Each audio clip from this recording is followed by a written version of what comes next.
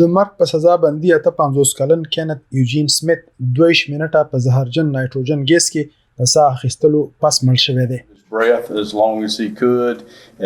سمیت تر ډیره وخت پورې ساه بنده کړې و. داسې معلومات هم راغلي چې هغه د ځان د آزادولو هڅې کولې، ټوپونه یې وهل او په سختۍ سره یې ساه اخیستله. د همدې هر څه توقع موږ له هغه څخه کوله کوم چې د نایټروجن ګیس اثرات وي. نو زما په خیال دا هیڅ نوې خبره نه ده. وژل شوی سمیت د هغه دوه مجرمانو ځینې یو دی چې په کال 1988 کې په پیسو الیزابت سینټ نومې ښځه وژلې وه.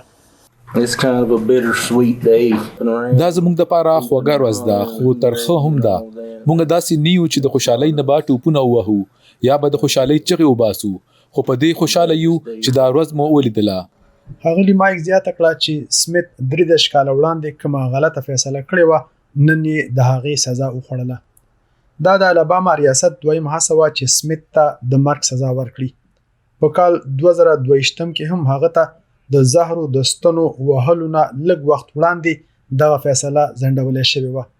دا ځل د الاباما چارواکو سمیت ته د نایټروجن ګیس ماسک واچولو چې هغه پکې په 2 منټه کې ساه ورکړه. د سمیت وکیل د زیارت په ورځ سپریم کورټ ته خواست کړی وو چې دغه سزا دې ودرولې شي، ځکه چې دغه د ظلم ډکه سزا ده چې د امریکای آئین یې اجازت نه ورکوي. د بخښنې نړیوال تنظیم امنیسټي انټرنیشنل هم دغه سزا غندنه کړې وه او د گورنر کې ایوی نه غوښتنه کړې چې دغه بوګنونکو سزا د بخښنې لپاره د خپل اختیارات وکاروي.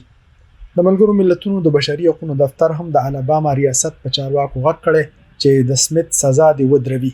بختور شاه، وایس اف امریکا، ډیوا، واشنگټن ډي سي.